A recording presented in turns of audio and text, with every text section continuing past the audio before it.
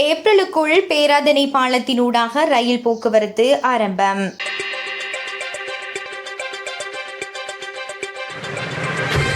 டித்வா புயலினால் சேதமடைந்துள்ள பேராதனை பாலத்தினூடாக ரயில் போக்குவரத்தை எதிர்வரும் ஏப்ரல் மாதம் 14ஆம் தேதிக்கு முன்னர் ஆரம்பிக்க திட்டமிடப்பட்டுள்ளதாக போக்குவரத்து நெடுஞ்சாலைகள் மற்றும் நகர அபிவிருத்தி அமைச்சர் பிமல் ரத்நாயக்க தெரிவித்துள்ளார். நாடாளுமன்றில் இன்று இடம்பெற்ற அமர்வில் கலந்து கொண்டு உரையாற்றும் போதே அவர் இந்த விடயத்தை குறிப்பிட்டுள்ளார். குறுகிய 2.5 மாத காலப்பகுதிக்குள் 1200 கிலோமீட்டர் நீளமான ரயில் பாதை சீரமைக்கப்பட்டுள்ளது. இதற்காக முப்படையினர் பாரிய ஒத்துழைப்பை வழங்கியுள்ளனர். அவர்களின் ஒத்துழைப்பு கிடைத்திருக்காவிட்டால் நாம் தற்போது இந்த இலக்கை எட்டியிருக்க முடியாது.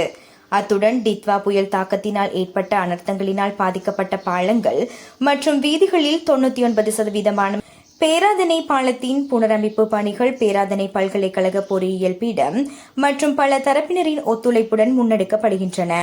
எதிர்வரும் ஏப்ரல் 14ஆம் தேதிக்கு முன்னர் அந்த பாலத்தினூடாக ரயில் போக்குவரத்தை ஆரம்பிக்க நடவடிக்கை எடுக்கப்படும் என அவர் மேலும் குறிப்பிட்டுள்ளார்.